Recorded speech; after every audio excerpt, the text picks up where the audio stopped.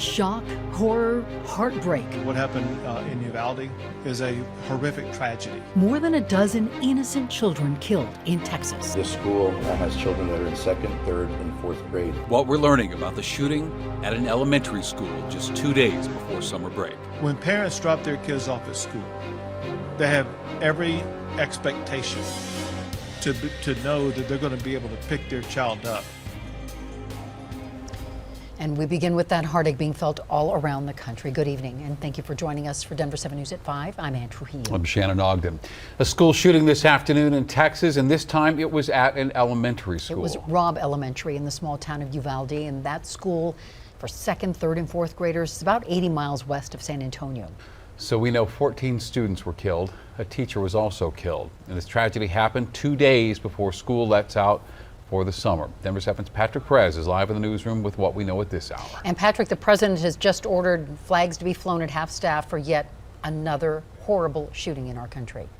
And then you can just imagine the panic in parents' minds as they waited to learn if their child was among those shot. It is a feeling that unfortunately some parents here in Colorado are familiar with. Tragedy at a Texas elementary school Tuesday afternoon after a gunman walks onto campus and kills 15 people. What happened in Uvalde is a horrific tragedy that cannot be tolerated in the state of Texas. Governor Greg Abbott says 14 children and one teacher died. That's about an hour and a half west of San Antonio. There are families who are in mourning right now, and the state of Texas is in mourning with them for the reality that these parents are not going to be able to pick up their children. But as parents heard of the shooting, they rushed to campus, desperate for answers. I keep asking questions of what's going on, and nobody's telling me anything. Nobody's telling me anything. The alleged shooter, an 18-year-old high school student named Salvador Ramos, also shot his grandmother, Abbott says, before entering the school. It's believed officers shot and killed him. It appears that 2 responding officers were struck by rounds, but have no serious injuries. Colorado's Governor Jared Polis released a statement about Tuesday's shooting, saying in part, 14 students and a teacher at Robb Elementary School in Uvalde, Texas, had their joy ended forever from a cold-blooded attack, and their parents, friends, and families won't ever hold them in their arms again or be able to watch them grow. Colorado's hearts are heavy for our friends in Texas and join in showing love for the families and community affected. And an investigation is underway right now to determine the suspect's motive, the exact type of weapons that he used, and how he got them. Governor Abbott says they hope to use whatever they learn from this investigation to make sure a shooting like this is not repeated in the future. And Shannon. All right, Patrick, what tragedy Tragic, tonight? thank you. And we are getting multiple statements from other Colorado lawmakers tonight. Congressman Joe Neguse tweeted out, quote, "A devastating day for Texas and for our country, and we owe it to our children and every child in America to put an end to these senseless and terrible tragedies." Congresswoman Diana DeGette says her heart breaks knowing, quote, "another community is dealing with a tragic shooting," and she added that we cannot become numb to this violence. As of right now, we've not seen any statements from any Colorado Republican lawmakers regarding this shooting.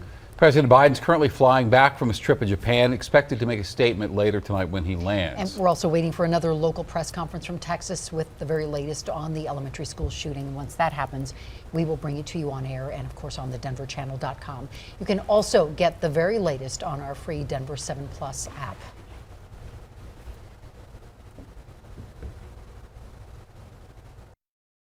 Tomorrow, President Biden plans to sign an executive order on policing to mark 2 years since George Floyd was murdered by police in Minneapolis. This order would require federal law enforcement agencies to review and revise policies on use of force. It will also restrict the flow of surplus military equipment to local police forces. It will also encourage limitations on chokeholds and no-knock warrants by attaching strings to federal funding. A person was shot this morning by Adams County deputies. This was out near I-70 at Watkins. The Adams County Sheriff's Office hasn't released any information on why exactly that person was shot or the circumstances, but only said that that person was taken to the hospital and is in critical condition. The fraud trial began today in New York City for a Castle Rock man linked to the We Build the Wall campaign. Timothy Shea faces federal charges of conspiracy to commit wire fraud and money laundering. The Build the Wall fundraiser started in 2018 to privately build a southern border wall and raise more than $25 million. Prosecutors allege Shea ran a shell company that sent $20,000 a month to the campaign's leaders, despite telling donors that all the funds go toward building that wall.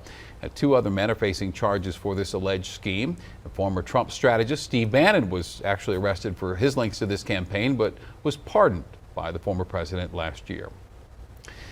The High Park fire just west of Cripples Creek is now 100% contained. Teller County Sheriff's Office says the recent wet weather we had certainly helped get this fire under control, and no structures were damaged. The wet weather also helped firefighters working the Plumtaw fire near Pagosa Springs, which tonight is 51% contained. All right, the Avs have landed in Colorado after, of course, winning Game 4 last night in St. Louis. And despite that great win, today the player who's top of mind for NHL fans, Nazem Kadri. Kadri's been receiving violent threats since Saturday, some death threats, when he was involved in a play that took Blues goalie Jordan Binnington out for the rest of the series. And last night, Kadri was the target of cheap shots by Blues players, and he responded by scoring a rare hat trick, scoring 3 goals in that game. Denver 7's Russell Haythorne is going deeper into the threats and joins us now live outside Ball Arena. So, Russell, fellow hockey players are now showing support for Kadri. Yeah, Shannon, the NHL Players Association coming out and condemning those attacks on Kadri. Kadri, on the other hand, coming out in St. Louis last night and scoring the rare hat trick, as you guys mentioned, silencing the Blues. Unfortunately, those attacks against him and his family still ring loudly throughout the league. Driving wide with a shot, loose puck, down goes Binnington. It all started with this play in Game 3. Avs All-Star Nazem Kadri colliding with a Blues defenseman and Blues goalie Jordan Binnington. It's a loose puck. I'm just trying to bang it in. Binnington was hurt in the collision and is now likely out the rest of the series, which sent some Blues fans into racist rants on social media. Kadri's wife sharing the messages, including several derogatory comments about Kadri's Lebanese descent and Muslim faith. There were also death threats, prompting St. Louis police to provide Kadri added security. This is a player who literally had to get escorted by law enforcement to the playing surface, to the ice. His first career hat trick. Sports radio host Zach By of Stokely and Zach on 104.3 The Fan called the racist attacks vicious. Of course, death threats, racial remarks have no place in sports. And the concerning thing was, it just wasn't from 1 or 2 people. The posts that have been made public through screenshots by Nazem Kadri's wife are just deeply disturbing. Here we go again. Katia Campbell is a race and rhetoric expert at Metropolitan State University of Denver and says the danger of this kind of hate speech is the close connection between rhetoric and action. So it does matter when we have this kind of language circulating in our society. It's callous at the individual level, but it's also callous at the and hurtful at the social level. Words harm. Blues fans perhaps emboldened by their coach and his comments after the game. Look at Kadri's reputation. That's all I got to say. Craig Berube, the coach of St. Louis, had an opportunity to diffuse this situation, and he didn't. And you could argue that he actually stoked the flames of his own fan base. The NHL Players Association strongly condemning the offensive comments, saying such racist and hate-filled speech directed at anyone is unacceptable. We do have a serious problem. Too many people are diminishing this issue. The Denver Police Department saying late this afternoon that it too is looking into a threat against Kadri. The DPD said in a statement to Denver 7, "We are working with the team and Kroenke Sports executives and will continue to monitor the situation for any potential issues." Many believe this whole situation has now turned on the Blues and is a rally cry for the Avs to put the Blues and their fans to bed. We're live at Ball Arena tonight. Russell Haythorne, Denver 7. Just outrageous, all of it. Russell, thank you. Once they landed at DIA, Avs players made sure to mention Kadri first thing when talking with reporters. Went through some tough times after the game, Game 3, with some messages and stuff, but the way he played last night, I think he showed that how strong he is and how well he can put those things aside. You know, we all love him in the room. He's an unbelievable guy. He's a great teammate. He's a leader on our team, and yeah, we're just so proud of him. And sports director Lionel Bienvenu will have much more on Kadri and the Avs' impressive win last night. That's all coming up on Denver 7 Sports at 6 and 10. True equity requires action.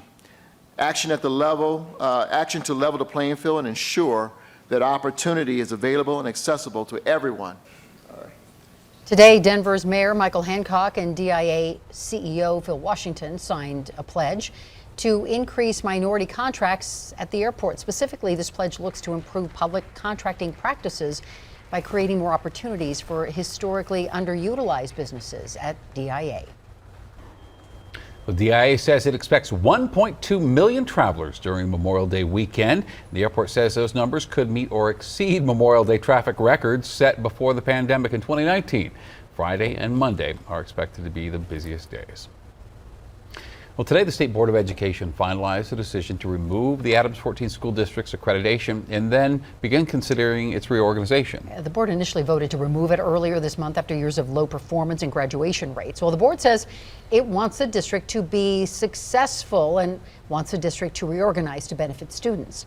Denver 7's Nicole Brady recently spoke with Adams 14 Superintendent Carla Loria, talked about her plans to get the district under a new management company. We're in turnaround, and I've said it many times, because of the adults, not because of the children. Our students are phenomenal. Our students deserve to have hope. Our students deserve to have great opportunities and to have the opportunities that will prepare them for a future of their choosing. Superintendent Loria says the district and its partners are setting quarterly and monthly metrics to show if student performance is improving. If you would like to see more of Nicole's interview, you can watch it right now on thedenverchannel.com. When I started reading these posts, and I could just feel the desperation in these parents. Lending a helping hand to parents. One local mom is going out of her way to help get formula for parents in need. I literally just felt like I had to do something. I just couldn't stop myself. Say goodbye to the cool, wet weather. We have 70s and 80s on the way. And Boulder weighs a new program to give guaranteed income to people in the city who need it most.